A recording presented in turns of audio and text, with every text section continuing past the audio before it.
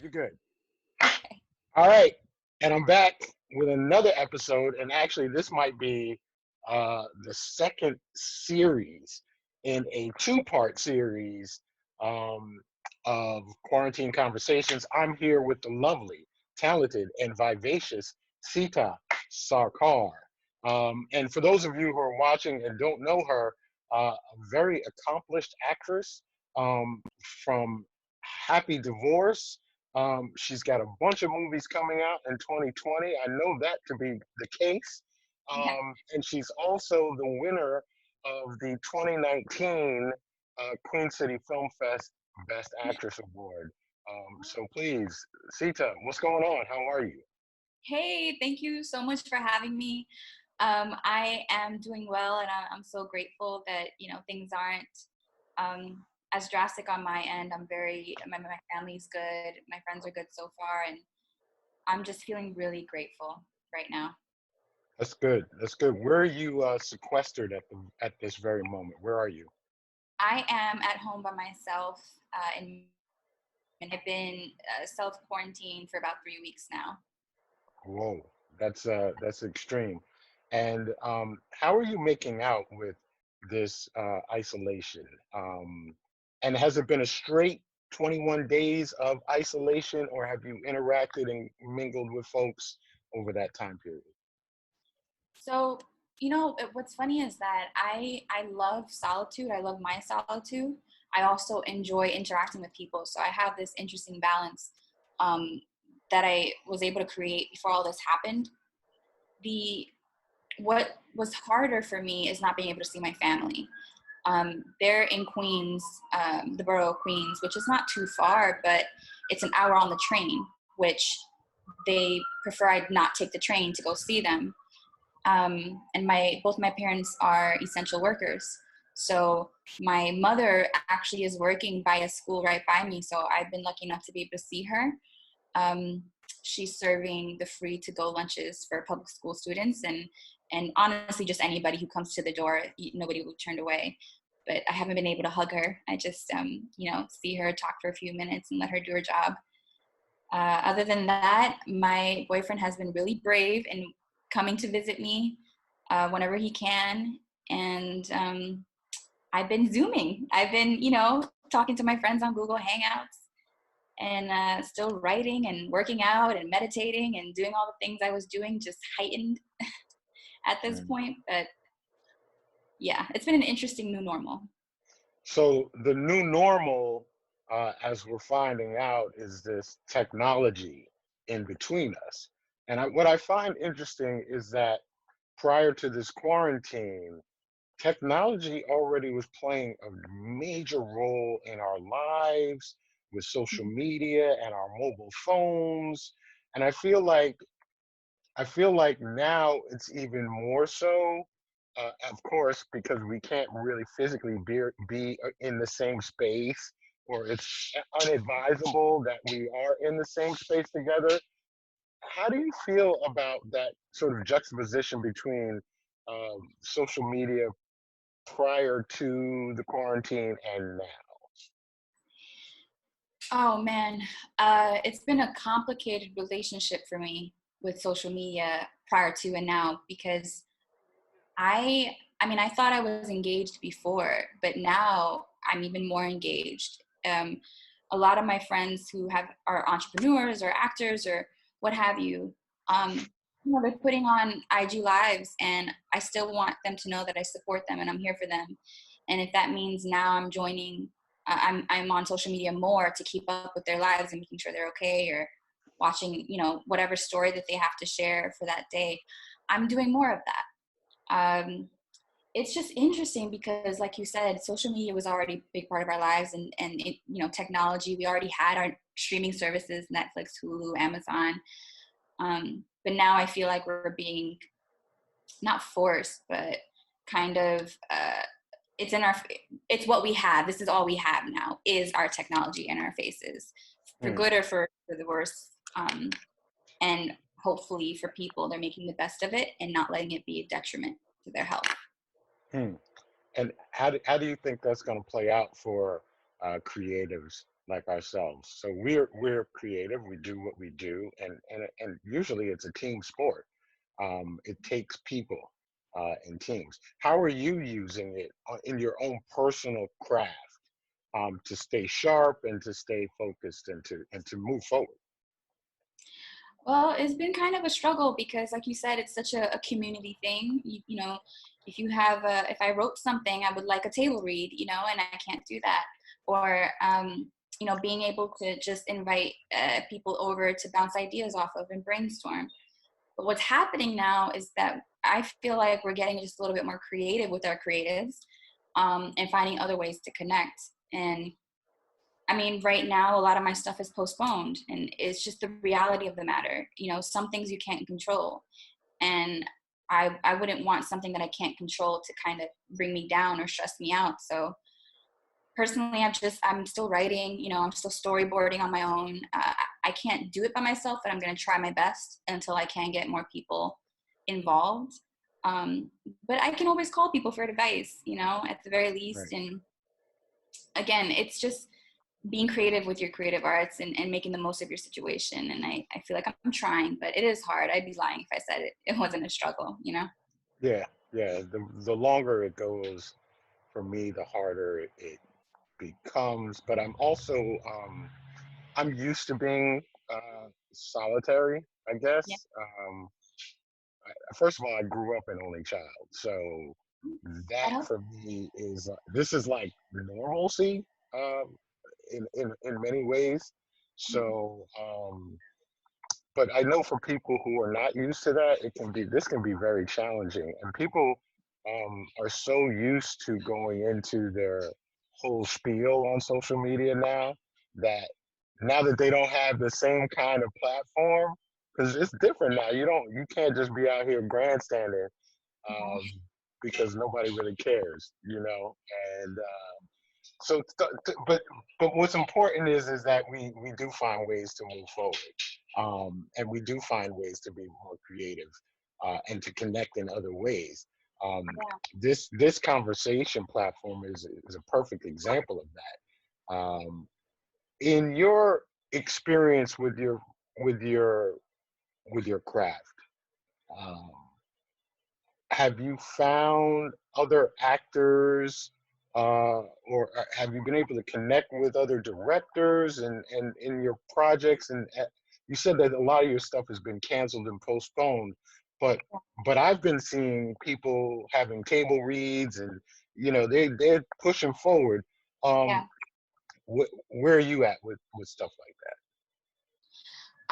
So I had a lot of projects that are complete that were supposed to come out this year, and I'm actually, you know, in this one big group chat with with one of the feature films that I did. So we're still hitting each other up. But this year I had already planned on working on a project that I wrote, and so it just kind of worked out that this is something I was going to focus on anyway. that? Hmm. Um, so the last few people that I spoke to about it who were going to be helping me with this, I'm still in contact with. It's just we weren't in the phase yet of getting to the point where there's multiple people involved. So that's because I can still reach out to people, but that part has been delayed, and probably for the best because it's giving me more time to develop what I had. Mm. Um, but I'm noticing on social media, like the creative community is so they're so you know what they were saying, how like everybody's turning to entertainers right now. You Yeah, know, we yeah, are. It's just so interesting how we need each other, you know, and we provide content for your entertainment or for a message or to tell a story, and that in some way helps you or helps our viewers cope or get a sense of like just some normalcy because they get to see something funny or laugh, you know, or cry at something or be entertained by something. And I'm seeing a lot of that, like a lot of my friends making their own little personal videos and parodies and just quick little 30-second things, and I appreciate it. I've seen some of my creatives put on parties on their Instagram, or spit poetry or do open mics. do their monologues, get some feedback. I'm loving it. I'm loving it because I hadn't seen that before Right. not on Instagram. I just went there, in person. But you can't be everywhere at once. But on social media, you kind of can. Right. Yeah, Yeah. yeah, yeah, for sure. I'm definitely feeling that as well. Unfortunately, we can't do what we do, which is make movies. Um, or maybe we can. Mm. Maybe we haven't figured it out yet. I don't Mm-hmm. know. Shout out to Jamal Hodge because I'm sure he's working on something right now. Also, my dude Cujo Ashante, I know he's been working on something as well that involves this Zoom platform. Yeah. So I don't know. We'll see what's going on in the next couple of weeks. I'm sure these innovators are going to come up with something, Hey, crazy. I'm available. Hit me up. Right, right, right, right. I'm here to produce. I'm also Nice. producer. So you mentioned your family, and I think that throughout all of this, before this, we sort of overlooked people. We didn't pay attention to certain people, and that includes people in the medical profession. We didn't take first responders that seriously. I think that now that we have this unknown sort of phantom that's moving around, we're starting to pay attention a lot more to people who keep things going. And I saw recently a post on Instagram about your mom and your dad, and that really Yeah. touched my heart. It actually made me want to talk to you, um, because I found that to be, first of all, so sweet. Um, that you gave your parents a shout out like that, and that you come from such, if I may, humble beginnings. I think that when I met you last year at Queen City Film Festival, you um, you seem to be such a, a, a very grounded person, but also very accomplished and glamorous, if you will. I know we're dressed down right now, but you had the entire package going on the red carpet, and I was very impressed by you. And your homage to your mom and your dad was very touching. Tell me a little bit more about what they're doing at this time that's so critical and so important to our continued normalcy. Yeah, absolutely. And thank you for bringing that up. I can't thank my parents enough. Um, you know, we're all immigrants. I'm not even first generation. I was born in Bangladesh, and when we came to this country, my parents didn't have an education, so we we grew up fairly, with not much at all. And I learned from them, hard work and humility and gratitude and work ethic. And, um, I'm so proud of where they are now, which is, they both work for the Board of Ed, but my dad's a custodian slash handyman, and my mom's a lunch lady. And I even went to the school that my mom was a lunch lady at when I was in elementary school. And I would just remember, people used to make fun of that, but I was so proud of her to not have had like the standard, American education or a diploma from Bangladesh.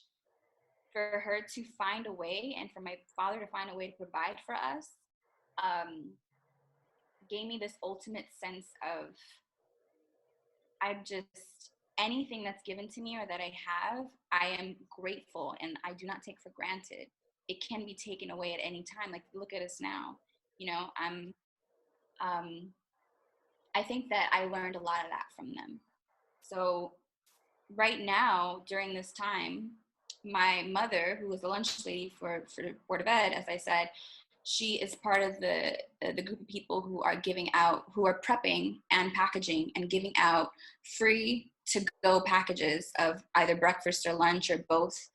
And so she's, in the kitchen in the schools making it, and basically telling the neighborhood to come out and get these free meals. And then my father is sanitizing and cleaning every day, and he has he has some immune things, like he shouldn't be working, but they made his job uh, mandatory. And of course, he's willing to step up and, you know, come in and help out.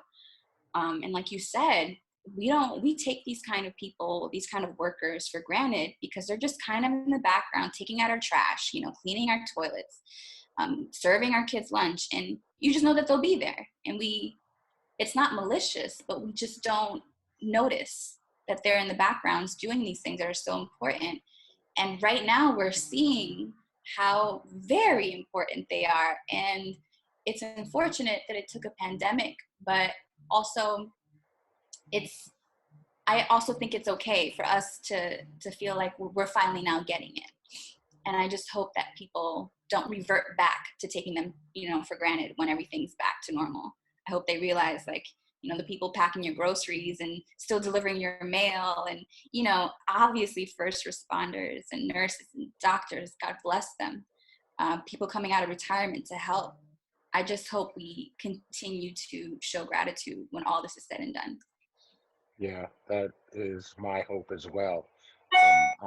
I've made a couple of runs to supermarkets, BJ's, stuff like that, and I notice how, you know, the service workers there are essentially interfacing with the general public, hundreds of people a day, if not thousands per week.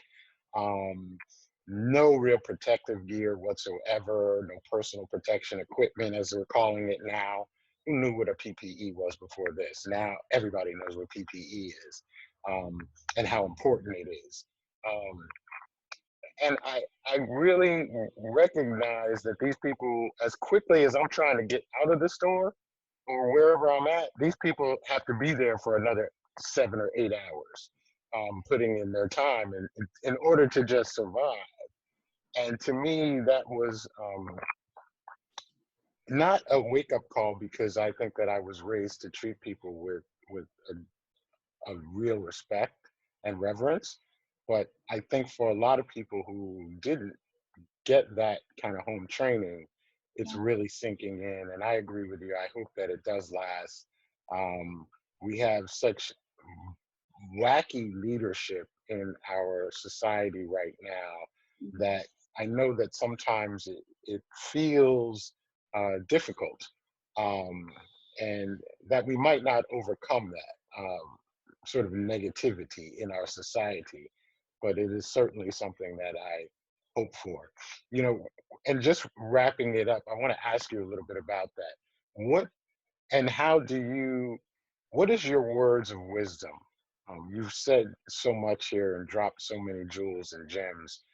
What is your final words for people who are taking this isolation and quarantine not seriously, and or using it as productively as they possibly can to make it the most on the other side? Go. So for people who aren't taking it seriously, there's nothing good that can come of that at all. Whether you think this is real or not, why risk it? Why find out too late? Why not just you know, think about the greater good? It's not about you. It's not about us. It's about everybody else. It's, for the first time, like, everybody's in on it, the entire world.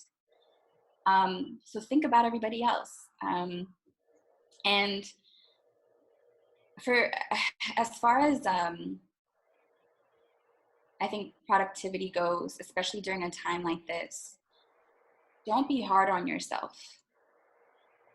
If you can't find that inspiration or can't get something done or learn a new skill, it's okay. We haven't experienced this before. This is new for all of us. For those who can come above it and figure something out and be strong, kudos to you. Pass that on. Pass along the wisdom and the hope to somebody who needs it. I think that self is very important. If you don't take care of yourself, it's going to be very hard to be there for anybody else, whether that's physically being there for them or not, because obviously we can't be with people right now.